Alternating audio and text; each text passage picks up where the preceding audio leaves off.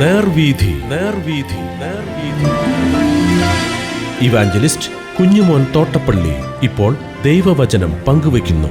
ശ്രദ്ധിച്ചാലും.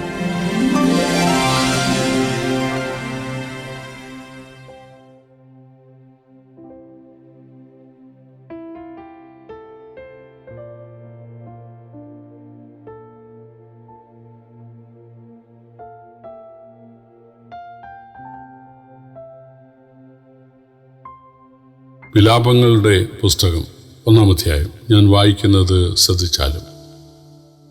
അയ്യോ, ജനപൂർണയായിരുന്ന നഗരം ഏകാന്തയായിരിക്കുന്നത് എങ്ങനെ? ജാതികളിൽ മഹതിയായിരുന്നവൾ വിധവയെ പോലെ ആയതെങ്ങനെ? സംസ്ഥാനങ്ങളുടെ നായികയായിരുന്നവൾ ഊഴിയ വേലക്കാരത്തിയായത് എങ്ങനെ? രാത്രിയിൽ അവൾ കരഞ്ഞുകൊണ്ടിരുന്നു. അവളുടെ കവിൾ തടങ്ങളിൽ കണ്ണുനീർ കാണുന്നു. അവളുടെ സകല പ്രിയന്മാരിലും അവളെ ആശ്വസിപ്പിപ്പാൻ ആരുമില്ല. അവളുടെ സ്നേഹിതന്മാർ ഒക്കെയും അവൾക്ക് ശത്രുക്കളായി ദ്രോഹം ചെയ്തിരിക്കുന്നു. കഷ്ടതയും കഠിന ദാസ്യവും നിമിത്തം യഹൂദ പ്രവാസത്തിലേക്ക് പോകേണ്ടി വന്നു. അവൾ ജാതികളുടെ ഇടയിൽ പാർക്കുന്നു, വിശ്രാമം കണ്ടെത്തുന്നതുമില്ല. അവളെ പിന്തുടർന്നവരൊക്കെയും ഇടുക്കിടങ്ങളിൽ വെച്ച് അവളെ എത്തിപ്പിടിക്കുന്നു.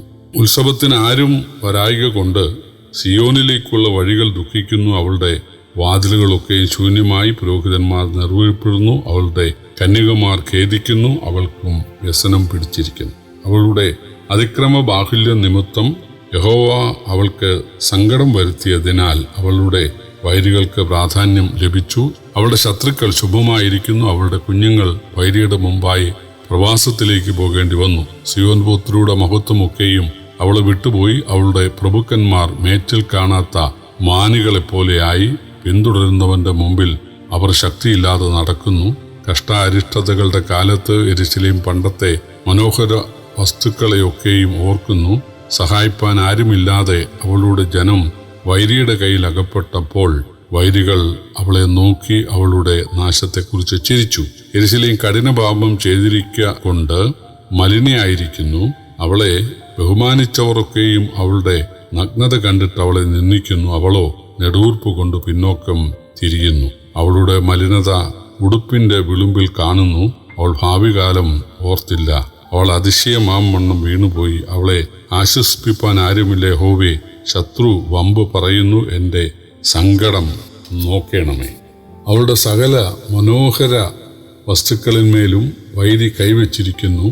നിന്റെ സഭയിൽ പ്രവേശിക്കരുതെന്ന് നീ കൽപ്പിച്ച ജാതികൾ അവളുടെ വിശുദ്ധ മന്ദിരത്തിൽ കടന്നത് അവൾ കണ്ടുവല്ലോ. അവളുടെ സർവ്വജനവും നെടുവീർപ്പ് കൊണ്ട് ആഹാരം തിരയുന്നു. വിശപ്പടക്കുവാൻ ആഹാരത്തിനു വേണ്ടി അവർ തങ്ങളുടെ മനോഹര വസ്തുക്കളെ കൊടുത്തു കളയുന്നു. യഹോവേ, ഞാൻ നിന്ദിതയായിരിക്കുന്നത് കടാക്ഷിക്കണമേ. കടന്നുപോകുന്ന ഏവരുമായുള്ളവരെ, ഇത് നിങ്ങൾക്ക് ഏതുമില്ലയോ? യഹോവ തൻ്റെ ഉഗ്രകോപ ദിവസത്തിൽ ദുഃഖിപ്പിച്ചിരിക്കുന്ന എനിക്ക് അവൻ വരുത്തിയ വ്യസനം പോലെ ഒരു വ്യസനമുണ്ടോ എന്ന് നോക്കുവിൻ. ഉയരത്തിൽ നിന്ന് അവൻ എൻ്റെ അസ്ഥികളിൽ തീ അയച്ചിരിക്കുന്നു. അത് കടന്നു പിടിച്ചിരിക്കുന്നു. എൻ്റെ കാലിന് അവൻ വല വിരിച്ചു. എന്നെ മടക്കിക്കളഞ്ഞു. അവൻ എന്നെ ശൂന്യയും നിത്യരോഗിണിയും ആക്കിയിരിക്കുന്നു. എൻ്റെ അതിക്രമങ്ങളുടെ നുകം അവൻ സ്വന്തം കൈയാൽ പിണച്ചിരിക്കുന്നു. അവ എൻ്റെ കഴുത്തിൽ പിണഞ്ഞിരിക്കുന്നു. അവൻ എൻ്റെ ശക്തി ക്ഷയിപ്പിച്ചു. എനിക്ക് എതിർത്തു നിൽപ്പാൻ കഴിയാത്തവരുടെ കയ്യിൽ കർത്താവ് എന്നെ ഏൽപ്പിച്ചിരിക്കുന്നു. എൻ്റെ നടുവിലെ സകല ബലവാന്മാരെയും കർത്താവ് നിരസിച്ചു കളഞ്ഞു. എൻ്റെ യൗവനക്കാരെ തകർത്ത് കളയേണ്ടതിന് അവൻ എൻ്റെ നേരെ ഒരു ഉത്സവ യോഗം വിളിച്ചുകൂട്ടി. യഹൂദാപുത്രിയായ കന്യകയെ കർത്താവ് ചക്കിലിട്ട് ചവിട്ടിക്കളഞ്ഞിരിക്കുന്നു. ഇത് നിമിത്തം ഞാൻ കരയുന്നു. എൻ്റെ കണ്ണ് കണ്ണീരൊഴുക്കുന്നു. എൻ്റെ പ്രാണനെ തണുപ്പിക്കേണ്ട ആശ്വാസപ്രദൻ എന്നോട് അകന്നിരിക്കുന്നു. ശത്രു പ്രബലനായിരിക്കയാൽ എൻ്റെ മക്കൾ നശിച്ചിരിക്കുന്നു. സിയോൻ കൈമലർത്തുന്നു. അവളെ ആശ്വസിപ്പിപ്പാൻ ആരുമില്ല. യഹോവ യാക്കോബിന് അവൻ്റെ ചുറ്റും വൈരികളെ കൽപ്പിച്ചാക്കിയിരിക്കുന്നു. യെരൂശലേം അവരുടെ ഇടയിൽ മലിനയായിരിക്കുന്നു. യഹോവ നീതിമാൻ. ഞാൻ അവൻ്റെ കൽപ്പനയോട് മത്സരിച്ചു. സകല ജാതികളുമായുള്ളവരെ കേൾക്കണമേ. എൻ്റെ വ്യസനം കാണണമേ. എൻ്റെ കന്യകമാരും യൗവനക്കാരും പ്രവാസത്തിലേക്ക് പോയിരിക്കുന്നു. ഞാൻ എൻ്റെ പ്രിയന്മാരെ വിളിച്ചു, അവരോ എന്നെ ചതിച്ചു. എൻ്റെ പുരോഹിതന്മാരും മൂപ്പന്മാരും വിശപ്പടക്കേണ്ടതിന് ആഹാരം തിരഞ്ഞ് നടക്കുമ്പോൾ നഗരത്തിൽ വെച്ച് പ്രാണനെ വിട്ടു. യഹോവയെ നോക്കണമേ, ഞാൻ വിഷമത്തിലായി, എൻ്റെ ഉള്ളം കലങ്ങിയിരിക്കുന്നു. ഞാൻ കഠിനമായി മത്സരിക്കൊണ്ട് എൻ്റെ ഹൃദയം എൻ്റെ ഉള്ളിൽ മറഞ്ഞിരിക്കുന്നു. പുറമേ വാൾ സന്തതിനാശം വരുത്തുന്നു, വീട്ടിലോ മരണം തന്നെ. ഞാൻ നെടുവീർപ്പിടുന്നത് അവർ കേട്ടു. എന്നെ ആശ്വസിപ്പിപ്പാൻ ആരുമില്ല. എൻ്റെ ശത്രുക്കളൊക്കെ എൻ്റെ അനർത്ഥം കേട്ട് നീ അത് വരുത്തിയതുകൊണ്ട് സന്തോഷിക്കുന്നു. നീ കൽപ്പിച്ച ദിവസം നീ വരുത്തും. അന്ന് അവരും എന്നെ പോലെയാകും. അവരുടെ ദുഷ്ടതയൊക്കെയും തിരുമുമ്പിൽ വരട്ടെ. എൻ്റെ സകല അതിക്രമങ്ങളും നിമിത്തം നീ എന്നോട് ചെയ്തതുപോലെ അവരോടും ചെയ്യണമേ. എൻ്റെ നെടുവീർപ്പ് വളരെയല്ലോ, എൻ്റെ ഹൃദയം ദുഃഖാർത്ഥം ആയിരിക്കുന്നു. വിലാപങ്ങളുടെ പുസ്തകം യിരെമ്യാവ് എഴുതിയതാണ്. യിരെമ്യാവ് BC 586 പ്രവചിച്ചതുപോലെ യഹൂദയ്ക്ക് സംഭവിച്ചു. 900 വർഷം മുമ്പ് ആവർത്തന പുസ്തകം 28-ാം അധ്യായത്തിൽ മോശ ഇതൊക്കെയും പ്രവചിച്ചിരുന്നു. വിലാപങ്ങളുടെ പുസ്തകത്തിലെ ആദ്യത്തെ 2 അധ്യായങ്ങൾ യെരൂശലേം നാശം വിവരിക്കുകയാണ്. 3-ാം അധ്യായം യിരെമ്യാവിൻ്റെ പ്രതികരണവും പ്രാർത്ഥനയുമാണ്. 4-ാം അധ്യായം ദൈവകോപത്തെ വിവരിക്കുകയാണ്. 5-ാം അധ്യായം യഹൂദയിലെ ശേഷിപ്പുകളുടെ പ്രതികരണവും പ്രാർത്ഥനയുമാണ്. യഹൂദയ്ക്കെതിരെ പ്രവചിച്ചതിനാൽ രാജാക്കന്മാർ യിരെമ്യാവെ തടവിലാക്കി. അദ്ദേഹത്തിന് അവിടെ ധാരാളം രാപ്പകലുകൾ ലഭിച്ചു. അദ്ദേഹം യഹൂദയ്ക്ക് വേണ്ടി പക്ഷപാതം കഴിക്കാൻ ആ സമയങ്ങൾ ഉപയോഗപ്പെടുത്തി.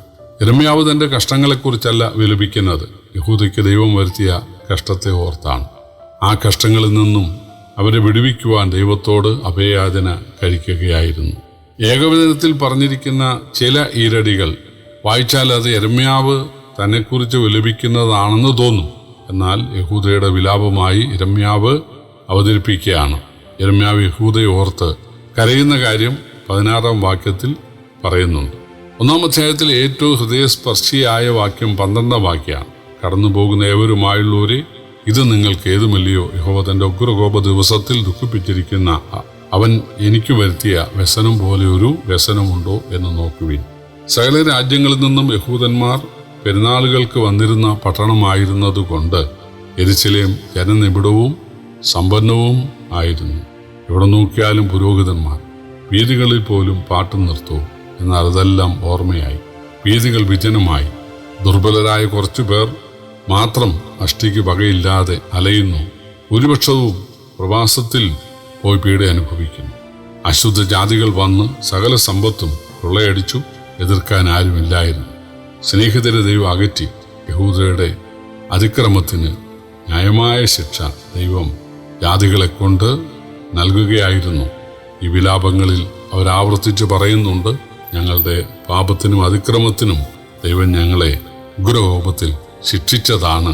പ്രിയപ്പെട്ടവരെ, ദൈവം ദീർഘക്ഷമയുള്ളവനാണ്, എന്നാൽ നിത്യക്ഷമയുള്ളവനാണെന്ന് പറയരുത്. തൻ്റെ മക്കളുടെ കാര്യത്തിൽ അവൻ ശിക്ഷ ദീർഘിപ്പിക്കും, അതായത് ശിക്ഷ നടത്താൻ വൈകിപ്പിക്കും. കാരണം അവൻ നമുക്ക് അവസരം തരികയാണ്. എല്ലാവരും മാനസാന്തരപ്പെടുവാൻ, ദൈവമക്കൾ ദൈവത്തെങ്കിലേക്ക് മടങ്ങി വരുവാൻ ആഗ്രഹിച്ചുകൊണ്ടാണ് പിന്നെയും അവസരം തരുന്നത്. എന്നാൽ നമ്മൾ അനുസരിക്കുന്നില്ലെങ്കിൽ തീർച്ചയായിട്ടും ബാലശിക്ഷ നടത്തും എന്നൊരു സന്ദേശമാണ് നമുക്ക് ഈ അധ്യായം നൽകുന്നത്. കർത്താവ് നമ്മെ സഹായിക്കട്ടെ. കർത്താവിൻ്റെ വലിയ നാമം വാഴ്ത്തപ്പെടുമാറാകട്ടെ.